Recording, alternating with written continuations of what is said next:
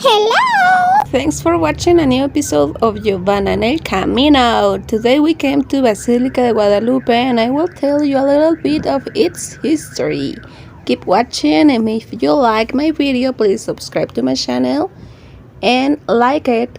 Every year on December 12 in Mexico City, one of the largest pilgrimages in the world takes place in Basílica of Guadalupe in honor of the Virgin of Guadalupe. In 2018, the participation record of this event reached 7,880,000 attendees. This place is located on the hill that was previously known as Tepeyacac in the Nahuatl language. It was also called Tepeaquilla by the first Spanish people in Mexico, today better known as Tepeyac. It was a small riverside settlement of Lake Mexico, Texcoco. The name Tepeyacac comes from the Nahuatl that is composed of Tepetl, that means hill, Yacatl, that means nose or tip, and we could think that it means in the nose of the hill or the nose attached to the hill.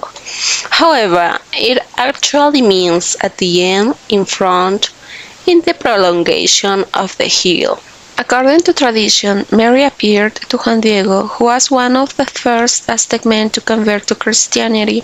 She appeared every day from December 9 to December 12, 1531. Cuauhtlahuatzin was one of the first Aztec men to convert to Christianity after the Spanish invasion, renamed as Juan Diego. He soon thereafter reported an appearance of the Virgin Mary called the Virgin of Guadalupe. This apparition became an important symbol of a new native Christianity. In a Saturday just before dawn, Juan Diego was on his way to pursue divine worship and to engage in his own errands. As he reached the base of the hill known as Tepeyac, came the break of the day and he heard a singing atop the hill, resembling singing of beautiful birds. He then heard a voice from above the mount saying to him, "Juanito Juan Diego." Then he ventured and went to where he was called. He was not frightened in the least, on the contrary, overjoyed. He then climbed the hill to see from where he was being called. When he reached the summit, he saw a lady who was standing there and told him to go hither. She said, "Juanito, the most humble of my sons, where are you going?" He replied, "My lady, I have to reach your church in Mexico, Tlatelolco, to pursue things divine, thought and given to us by our pious delegates of our Lord.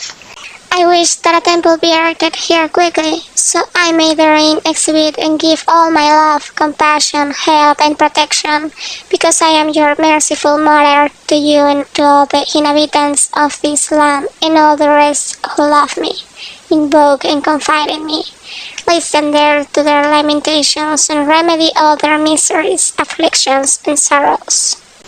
Then he descended to go to comply with the errand and went by the avenue which runs directly into Mexico City. The bishop didn't give credence and said that he couldn't do what Juan had asked, based only on his request. In addition, a sign was necessary so that he could be believed that he was sent by the lady from heaven. When Juan Diego was to carry a sign so he could be believed, he failed to return because when he reached his home, his uncle named Juan Bernardino had become sick and was gravely ill. On Tuesday, before dawn, Juan Diego came from his home to Tlatelolco to summon a priest. Then, he rounded the hill, going around so he couldn't be seen by her who sees well everywhere. He saw her descend from the top of the hill and was looking toward where they previously met. She approached him at the side of the hill and said to him, "What's there, my son? Where are you going?" He replied, "Know that a servant of yours is very sick, my uncle. He has contracted the plague, and he is near death."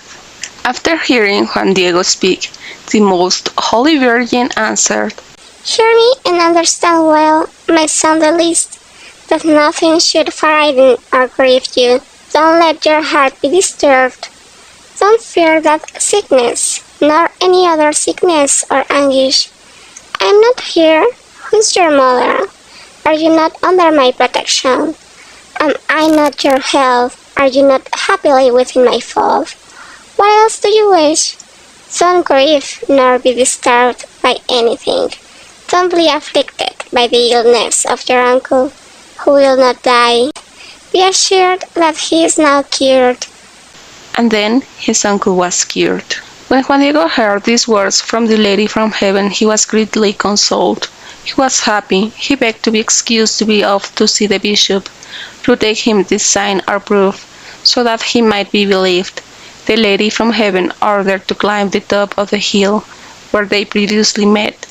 She told him, Climb, my son Belize, to the top of the hill, there where you saw me and I gave you orders. You will find different flowers, cut them, gather them, assemble them, then come and bring them before my presence. He immediately went down to the hill and brought the different roses which he had cut to the lady from heaven, who, as she saw them, took them with her hand and again placed them back in the tilma, saying, My son, this diversity of roses is the proof and the sign which you will take to the bishop. You will tell him in my name that he will see in them my wish and that he will have to comply to it. You are my ambassador, most worthy of all confidence. The bishop realized that Juan Diego was carrying the proof to confirm what the Indian requested. Immediately he ordered Juan Diego's admission. As he entered, Juan Diego knelt before him, as he was accustomed to do, and again related what he had seen and admired, also the message.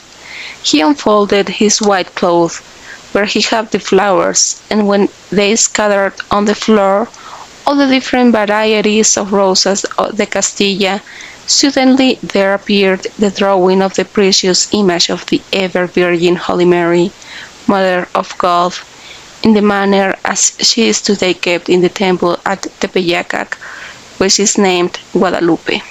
As Juan Diego pointed out the spot where the lady from heaven wanted her temple built, he begged to be excused. He wished to go home to see his uncle Juan Bernardino. As they arrived, they saw that his uncle was very happy and nothing allayed him. He was greatly amazed to see his nephew so accompanied and honored. Asking the reason of such honors conferred upon him, his nephew answered that when he went to summon a priest to hear his confession and to absolve him, the lady from heaven appeared to him at the Tepeyac, telling him not to be afflicted, that his uncle was well, for which he was greatly consoled, and sent him to Mexico, to see the bishop, to build her house in Tepeyac. Then the uncle manifested that it was true that on that occasion he became well and that he had seen her in the same manner as she had appeared to his nephew. Also, the lady told him that when he would go to see the bishop, to reveal him what he had seen and to explain the miraculous manner in which she had cured him, and that she would properly be named and known as the Blessed Image, the Ever Virgin Holy Mary of Guadalupe. These apparitions are narrated in the Nican Mopohua historical document entitled, Here it is told and ordered how recently the perfect Virgin Holy Mary, Mother of God, our Queen, miraculously appeared there in Tepeyac, renowned Guadalupe, which was written by Antonio Valeriano, originally written in the Nahuatl language. The Nican Mopohua is also the narration of the Spanish evangelism. Here comes the best part of this video, since long before the apparitions of the Virgin in Tepeyac, there was a temple dedicated to the deity Tonantzin.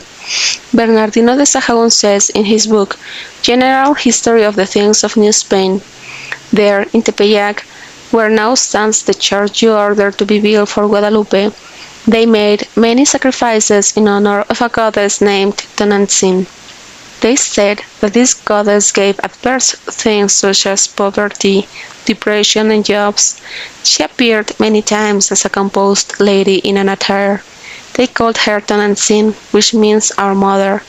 They say she carried a cradle on her back like someone who carries his child in it. Our mother?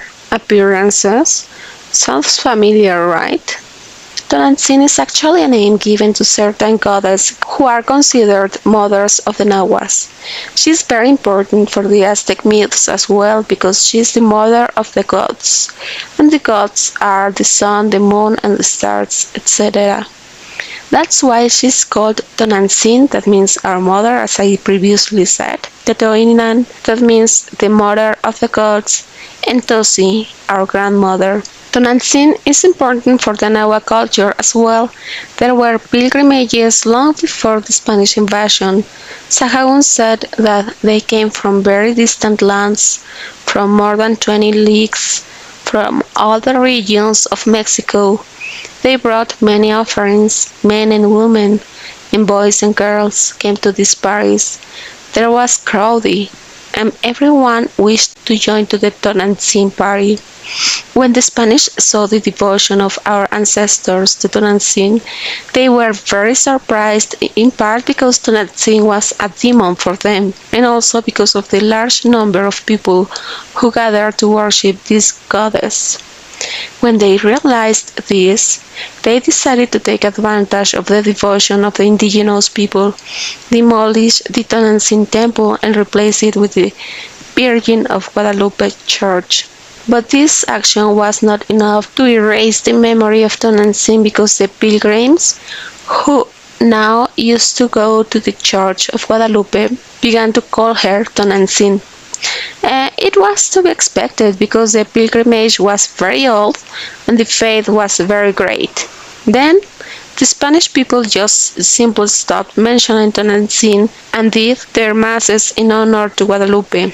It is worth mentioning that the Virgin of Guadalupe is dark-skinned because they wanted the indigenous people to identify themselves with the image. In addition, to switch the devotion from Tonantzin to Guadalupe, they built many churches. But it wasn't enough because the devotees and the natives continued to go to the temple in Tepeyac, and they didn't visit other churches. Nowadays, the pilgrimages to Tepeyac continue, although the memory of Tonantzin has already been erased. This is the history of the Tepeyac Hill and the history of the creation of the Virgin of Guadalupe, another example of the cultural union that characterizes so many Mexican customs, traditions, and beliefs. I hope you have enjoyed this video. If you did so, please like and subscribe to my channel. Bye bye!